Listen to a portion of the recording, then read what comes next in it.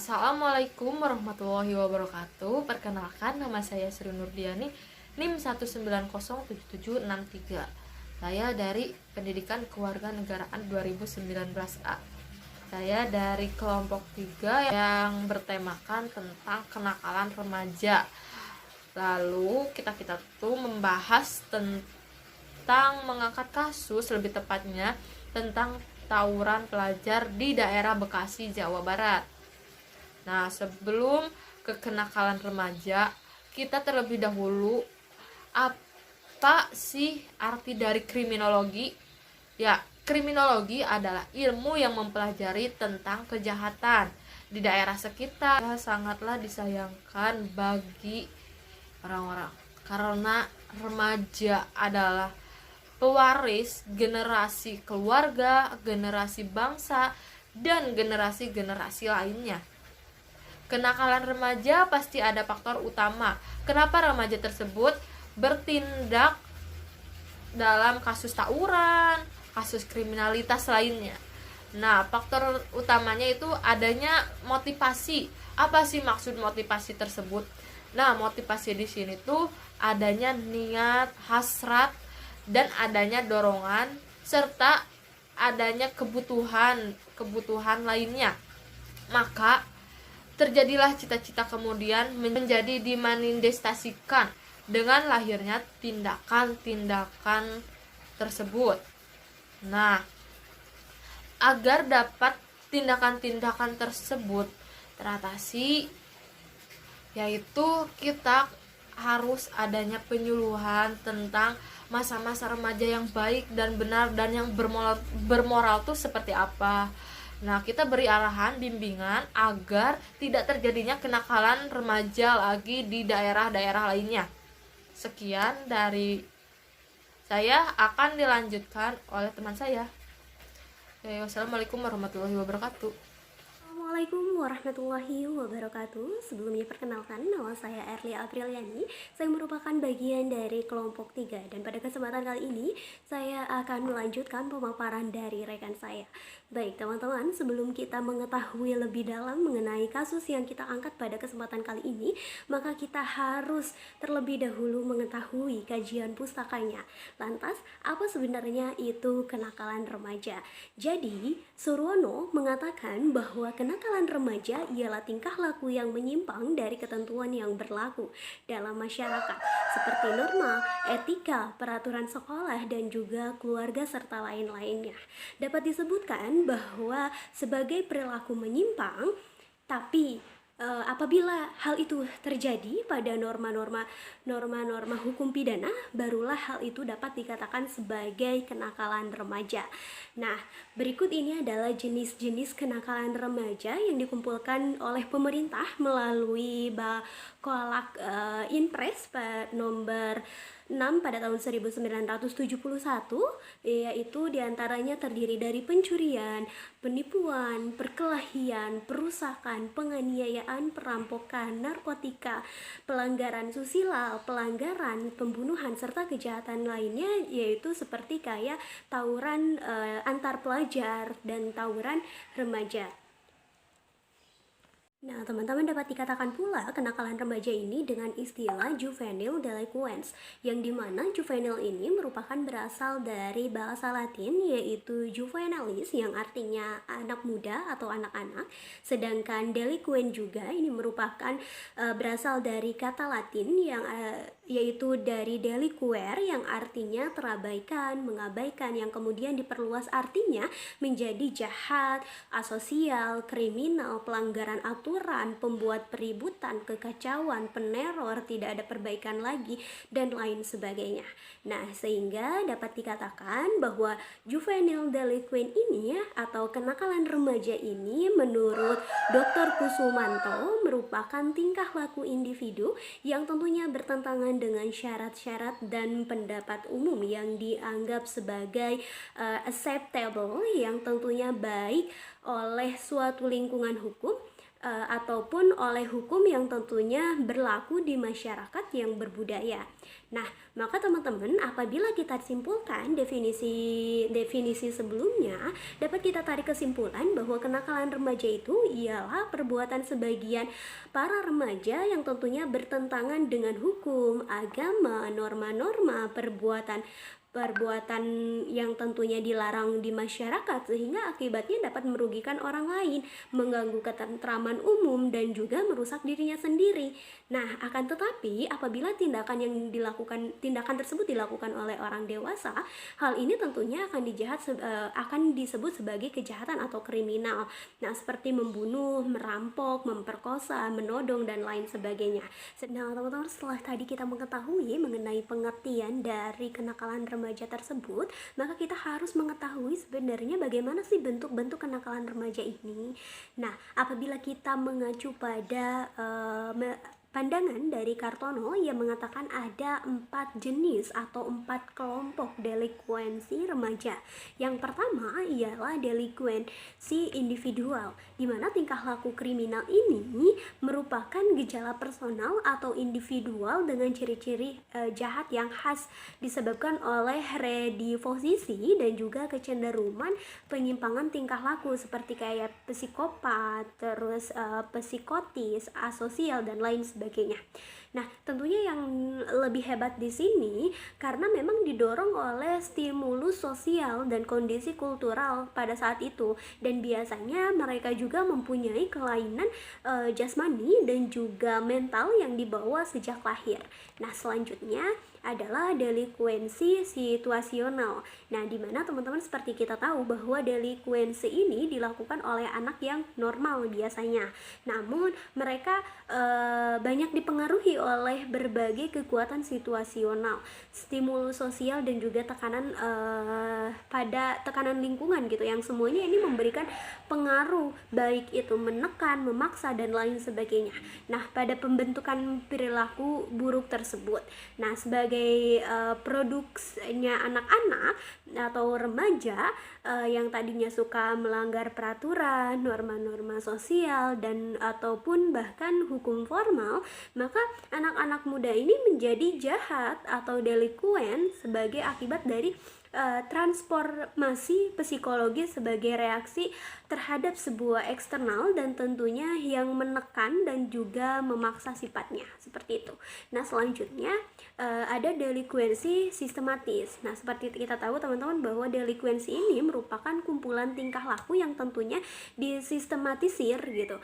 Nah, ini juga biasanya disertai dengan pengaruh status formal, peranan tertentu, nilai-nilai, ide-ide, ritme-ritme, terus norma-norma, rasa kebanggaan.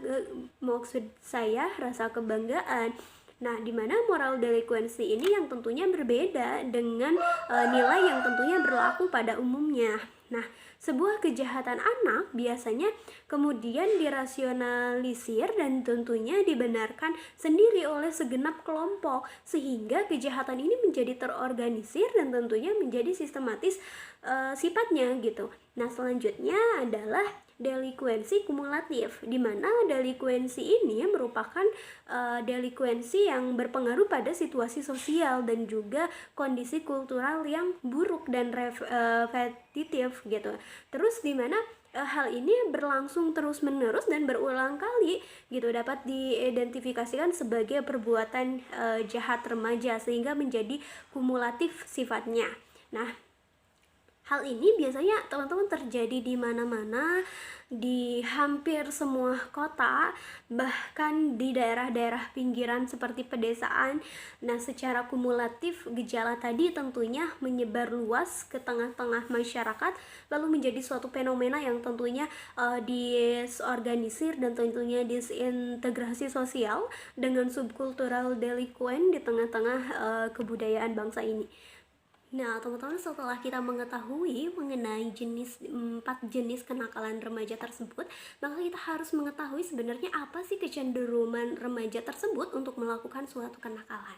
Nah, apabila kita melihat pendapat dari Harlock, ia mengatakan bahwa ada 4 kecenderungan kenakalan yang dilakukan oleh remaja, dan keempat itu dibagi menjadi 4 aspek. Di antaranya adalah kemauan untuk menyakiti diri sendiri, kemauan dan orang lain, keinginan untuk membahayakan hak orang lain, kemauan atau melakukan suatu tindakan yang tentunya tidak terkendali, perilaku yang tidak mematuhi aturan baik itu orang tua, guru ataupun sekolah serta aturan lainnya, serta keinginan untuk melakukan tindakan yang tentunya membahayakan dirinya sendiri.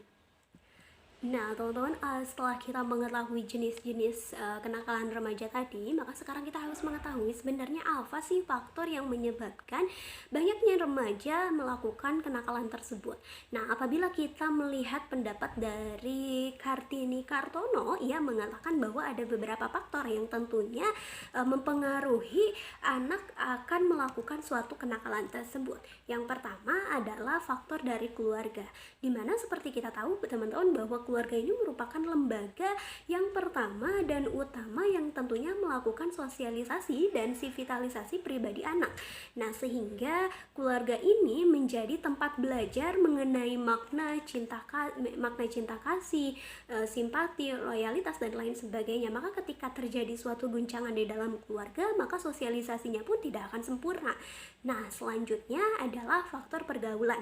Teman-teman, seperti kita tahu bahwa lingkungan ini sangat erat kaitannya dengan pola perilaku anak, di mana anak ini banyak menghabiskan waktunya di luar rumah daripada di rumah. Dengan demikian, lingkungan ini merupakan tempat tinggal yang tidak selamanya baik gitu kan. Memang lingkungan ini tidak selamanya baik dan tentunya lebih memiliki kecenderungan dampak yang tentunya negatif karena beragamnya masyarakat yang tentunya ada. Nah, apabila kita melihat pendapat Seldom, ia mengatakan bahwa anak nakal merupakan anak yang telah berhubungan dengan benkomfanis atau yang disebut dengan bad habit, atau yang lebih istilahnya lebih terkenal di masyarakat adalah teman buruk dan juga tempat buruk. Nah, selanjutnya ada juga faktor media massa, teman-teman, dimana seperti kita tahu bahwa media massa ini sebenarnya sangat mempengaruhi anak-anak muda, karena mereka lah yang tentunya akan mudah terpengaruh oleh media massa tersebut karena mereka masih labil gitu kan dalam melakukan media atau menggunakan media massa ini. Nah, selanjutnya adalah faktor milieu. Nah, di mana pendidikan dan juga perkembangan anak itu tidak selamanya selalu diuntungkan gitu dari lingkungan yang tidak baik gitu. Di mana lingkungan yang tentunya terdiri dari orang-orang dewasa dan juga anak-anak yang tentunya tidak baik dan antisosial, hal ini juga akan menimbulkan emosi yang buruk pada anak-anak pubertas tentunya yang masih labil jiwanya. Nah, itu tadi faktor-faktor menurut Kartono Kartini mengenai pendorong terjadinya suatu kenakalan remaja.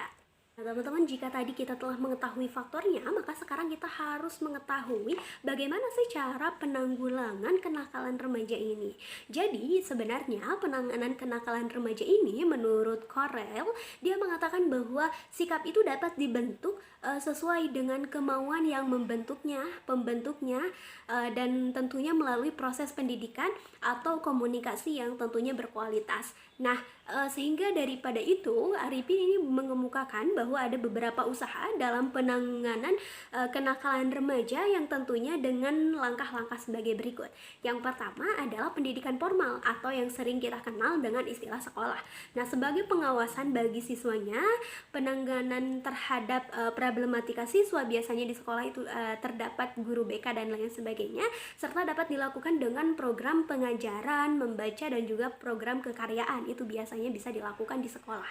Dan juga yang keduanya adalah community planning. Nah, di sini merupakan perencanaan masyarakat yang tentunya hubungannya ini sangat dalam dan tentunya menampung kegiatan-kegiatan pemuda dalam bentuk organisasi kayak kepramukaan, perkumpulan olahraga, kesenian dan lain sebagainya. Nah, serta selanjutnya adalah dengan mendirikan biro konsultasi dan proyek-proyek kegiatan bersama dengan tujuan menyadarkan atau mendidik masyarakat setempat bahwa mereka harus mampu menyadarkan dan juga menyelesaikan problematika kekanak-kanakan gitu. Problematika memang problematika yang dihadapi oleh anak-anak remaja ini gitu. Nah, sehingga secara kolektiflah pengajaran tersebut dapat dilakukan. Nah, selanjutnya adalah mendirikan pengadilan anak-anak. Nah, di sini juga dapat digunakan sebagai alat preventif kenakalan remaja. Nah, ini juga merupakan alat untuk mengadakan perbaikan masyarakat di tengah kalangan masyarakat itu sendiri. Nah, selanjutnya kita akan memasuki ke dalam kasus. Nah, sebenarnya teman-teman bahwa tawuran ini sebagai bentuk kenakalan remaja. Nah, secara etimologis dapat dikatakan bahwa apabila kita melihat dari KBBI atau Kamus Besar Bahasa Indonesia, tawuran ini dapat diartikan sebagai perkelahian yang tentunya menyeliputi banyak orang. Perkelahian beramai-ramai atau perkelahian massal. Nah, sedangkan pelajar ini adalah sosok orang yang tentunya masih sekolah, anak didik, murid, siswa, atau seseorang manusia yang belajar. Sehingga pengertian tawuran pelajar ini adalah perkelahian yang tentunya dilakukan oleh sekelompok orang yang mana perkelahian tersebut dilakukan oleh orang yang sedang belajar. Betul sekali. Nah, selanjutnya tawuran ini merupakan salah satu bentuk juvenile delinquents atau kenakalan remaja, sebagaimana yang tentunya dijelaskan oleh Kartono bahwa salah satu bentuk dari kenakalan remaja ialah perkelahian antar geng, antar kelompok, antar sekolah, dan antar suku atau tawuran sehingga kadang-kadang membawa korban. Nah, baik itu tadi teman-teman pengertian dan juga beberapa hal mengenai kajian teori di dalam makalah kelompok kami. Terima kasih atas perhatiannya. Itu tadi yang dapat saya sampaikan. Selanjutnya akan dilanjutkan oleh rekan saya. Terima kasih. Wabillahi taufiq wal hidayah. Assalamualaikum warahmatullahi wabarakatuh. Halo semua, pada nama saya Mariki. Pada kesempatan kali ini saya akan membahas mengenai bab 3, di mana di dalamnya terdapat data kasus, serta kami akan mencoba menyajikan 2 berita, yaitu salah satunya nasional dan internasional, dan analisisnya. Yang pertama, saya mungkin akan membahas mengenai data kasus tersendiri, yaitulah pada kelompok kami membahas mengenai tawuran, maka kami mencari data kasus mengenai tawuran. Nah, yang pertama untuk KPAI sendiri, data dari KPAI yang kami dapat bahwa sebenarnya kurun waktu dari 2014 hingga 2017, tawuran mengalami penurunan. Bahkan di tahun 2017, itu kasus yang terjadi atau kasus tawuran yang terjadi hanya sebesar 12,1%. Namun pada 2018, kasus tawuran pun meningkat menjadi 1,1% yang mengakibatkan pada tahun 2018 kasus tawuran menjadi 14% kasus. Nah, lalu di sini pun kami membawa 2 kasus yang berbeda, satu ranah nasional dan satu lagi internasional. Pertama, kita akan membahas mengenai ranah nasional dulu. Yang pertama ini terjadi di Bekasi. Nah, kronologinya seperti apa? Kronologinya yaitu adalah para remaja ini itu lewat direct message di Instagram ini untuk perjanjian di salah satu titik di kota Bekasi untuk melaksanakan tawuran. Nah, dalam pelaksanaan tawuran ini memakan korban jiwa serta dampaknya adalah 8 orang diamankan. Mengapa bisa begini? Dikarenakan dalam aksi tawuran para remaja ini memakai senjata tajam, salah satunya adalah celurit, dan mereka tidak segan-segan untuk melukai lawannya. Tuh. Nah, berikutnya berbeda di London, Inggris. Ini melibatkan salah seorang pelajar. Nah, mereka ini memakai senjata berupa mukul pistol dan balok kayu. Nah, kemudian tapi untungnya tidak ada korban jiwa itu dalam kasus atau clash antar pelajar ini. Nah, dari sini kita dapat menganalisis teman-teman bahwa dari 2 berita tersebut rata-rata yang melakukan pelaku tawuran itu sendiri adalah para remaja, dan notabene umurnya masih belasan tahun. Nah, yang paling ironi lagi bahwa mereka ini melakukan aksi tawuran itu menggunakan senjata, entah itu memukul bawa balok kayu, celurit, ataupun mungkin tombak dari kayu atau bambu gitu. Nah, Di sini yang harus menjadi concern kita teman-teman, dikarenakan usia mereka ini masih remaja, harusnya mereka dapat mengembangkan bakatnya, menuntut ilmu untuk masa depan mereka. Nah, selanjutnya di sini pun ada peran sosial media ataupun internet, yang dimana jika kita melihat dari kasus di Bekasi ini, sosial media berperan untuk membantu mereka memuluskan aksinya melakukan tawuran, salah satunya dengan berkomunikasi untuk janjian di mana supaya bisa tawuran gitu. Tetapi sisi positifnya dari sosial media ini adalah sebagai barang bukti untuk pihak kepolisian untuk mengamankan para pelaku. Nah, jadi sederhananya bahwa tawuran ini merupakan bukan hanya kenakalan remaja semata, dikarenakan ini sudah menimbulkan banyak korban jiwa. Dan dari sini kita harus mempunyai concern terhadap tawuran, dikarenakan tawuran itu tidak memiliki nilai positif sama sekali, malah lebih jauh kepada merugikan. Jadi pada itu lebih baik kita menuntut ilmu, kemudian mengembangkan bakat kita untuk bekal kita di masa depan. Selanjutnya untuk bab selanjutnya akan diterangkan oleh teman saya. Terima kasih. Baik, di sini saya akan melanjutkan pemaparan terkait tawuran pelajar dalam perspektif kriminologi. Nah, tawuran pelajar ini dikategorikan sebagai kejahatan kekerasan terhadap orang lain. Nah, kejahatan kekerasan terhadap orang lain ini dapat dikategorikan menjadi dua, yakni tindakan kejahatan kekerasan yang terjadi secara individual, lalu tindakan kejahatan yang terjadi secara kolektif. Nah, dilihat dari kedua pembagian tersebut, maka tawuran pelajar ini masuk ke dalam kejahatan kekerasan yang terjadi secara kolektif. Selanjutnya, dalam kejahatan kekerasan terdapat karakteristik yang spesifik yang disebut agresivitas. Nah, menurut Gibbon, agresivitas ini dibagi menjadi dua macam, yakni situasional or subkultural in character, dan yang kedua individualistic or psychogenic in character. Nah, pada realitanya tawuran antar pelajar yang terjadi antara SMK Permata Bangsa dan SMK Gema Karya, yang dimana kedua agresivitas ini muncul pada para pelaku tawuran tersebut, dimana ini ditunjukkan dengan adanya rasa permusuhan di antara kedua sekolah tersebut yang terjadi secara turun-menurun. Lalu di sisi lain lingkungan sekolah serta atau di luar sekolah, masyarakat ikut pula menyumbang agresivitas siswa untuk melakukan tawuran. Adapun jika tawuran ini dikaitkan dengan mahjab-mahjab yang ada dalam kriminologi, nah maka tawuran ini masuk ke dalam mahjab lingkungan atau sering disebut sebagai mahjab Prancis, yang memiliki pandangan bahwa menghubungkan antara tingkah laku jahat dengan lingkungan, di mana dalam mahjab ini dikenal dengan adanya teori imitasi, di mana individual mengimitasi individu lainnya. Nah, misalnya yang terjadi yang saya ungkapkan tadi, di mana tawuran ini terjadi secara turun-menurun antar sekolah tersebut, gitu. Lalu jika tawuran ini dilihat dari sisi hukum pidana, maka tawuran ini bisa dijerat dengan pasal 170 Kitab Undang-Undang Hukum Pidana atau KUHP. Nah, pasal tersebut berbunyi, barang siapa terang-terangan dan dengan tenaga bersama menggunakan kekerasan terhadap orang atau barang diancam dengan pidana penjara paling lama 5 tahun 6 bulan.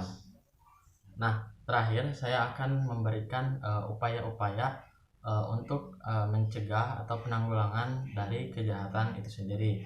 Nah, yang pertama ada upaya preemptif, di mana upaya ini sebagai upaya awal yang dilakukan oleh semua pihak untuk mencegah terjadinya kejahatan. Nah, ini bisa dilakukan dengan menanamkan nilai-nilai dan norma-norma yang baik, sehingga norma-norma tersebut dapat terinternalisasi dalam setiap diri seseorang. Lalu yang kedua ada upaya preventif. Nah, di mana upaya ini sebagai tindak lanjut dari upaya sebelumnya. di mana upaya sebelumnya tersebut masih dalam tahap pencegahan sebelum terjadinya kejahatan. Nah, ini bisa dilakukan dengan adanya suatu penyuluhan hukum terkait dengan kejahatan dan memberi pelajaran-pelajaran serta pemahaman tentang pengaturan hukum terkait dengan suatu tindakan kejahatan. Lalu yang ketiga ada upaya represif. Nah, di sini sebagai upaya pada saat telah terjadi suatu tindak kejahatan, di mana ini bisa dilakukan dengan berupa penegakan hukum atau menjatuhkan hukuman. Nah, ini bisa dilakukan dengan menindak para pelaku kejahatan sesuai dengan perbuatannya serta memperbaikinya kembali agar mereka tersadar bahwa apa yang mereka perbuat tersebut merupakan perbuatan yang melanggar hukum dan dapat merugikan masyarakat. Nah, mungkin cukup sekian yang dapat saya sampaikan, kurang lebihnya dan mohon dimaafkan. Silahkan dilanjutkan oleh rekan kelompok saya. Terima kasih. Assalamualaikum warahmatullahi wabarakatuh. Saya Muhammad Isidillah akan memaparkan kesimpulan dasaran dari makalah kelompok 3 ini. Kesimpulannya bahwasannya kenakalan remaja adalah tindakan para remaja yang bertentangan dengan hukum, agama, dan norma-norma masyarakat, sehingga akibatnya dapat merugikan orang lain, mengganggu ketentraman umum, dan juga merusak dirinya sendiri. Salah satu bentuk kenakalan remaja itu ada tawuran pelajar. Tawuran pelajar adalah perkelahian yang dilakukan oleh sekelompok orang yang mana perkelahian tersebut dilakukan oleh orang-orang yang sedang belajar. Tawuran pelajar dapat terjadi karena adanya permusuhan antar sekolah atau bahkan hanya ingin dianggap hebat oleh orang lain. Kasus tawuran pelajar kita tahunya terus mengalami peningkatan. Dalam perspektif kriminologi, kondisi kejiwaan yang labil dapat mempengaruhi terjadinya tawuran pelajar karena pengaruh dari luar dirinya sendiri atau lingkungan sekitar akan berpengaruh terhadap keputusan untuknya ikut atau tidak dalam tawuran. Dalam perspektif hukum pidana, tawuran pelajar terjadi bias, baik dalam penerapan pasal maupun dalam sistem pertanggungjawabannya dan kesulitan dalam pembuktiannya. Remaja belum dapat dipertanggungjawabkan secara penuh didasarkan pada asumsi doli in capax, artinya remaja adalah tidak dapat secara penuh menyadari tindakannya sehingga tidak dapat melakukan kejahatan. Di Indonesia, masalah kenakalan remaja juga telah menjadi perhatian dan pembahasan yang sangat serius. Antisipasi kenakalan remaja memerlukan pemahaman yang mendalam dan kemudian dapat melahirkan pemikiran alternatif sebagai upaya bagaimana penanggulangannya. Baik, selanjutnya ada saran. Kenakalan remaja yang marak terjadi khususnya tawuran pelajar tidak boleh dianggap remeh karena di dalamnya melibatkan para remaja yang merupakan aset bangsa ini. Banyak korban yang telah berjatuhan dari tawuran pelajar ini baik korban luka maupun korban jiwa, sehingga perlu adanya perhatian khusus dari seluruh elemen bangsa seperti keluarga, sekolah maupun pemerintah dalam menekan kasus tawuran pelajar. Mungkin sekian dari saya sebagai penutup. Wabillahi taufiq wal hidayah. Wassalamualaikum warahmatullahi wabarakatuh.